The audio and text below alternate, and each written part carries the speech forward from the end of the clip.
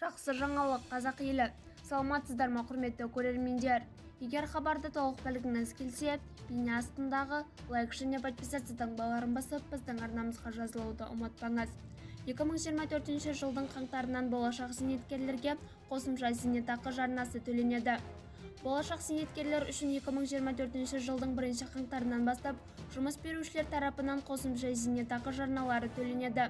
Бұл туралы үкімет отырысында еңбек және халықты әлеуметтік қорғау министрі Тамара Дүйсенова айтты, деп хабарлайды Қазақпарат тілшісі.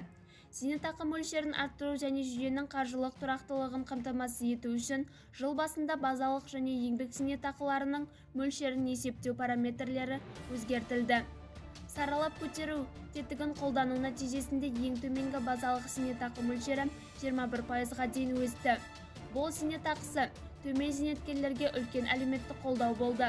Ал болашақ зейнеткерлер үшін 2024 жылдың 1 қаңтарынан жұмыс берушілер тарапынан қосымша зейнетақы жарналары төленеді, деді министр.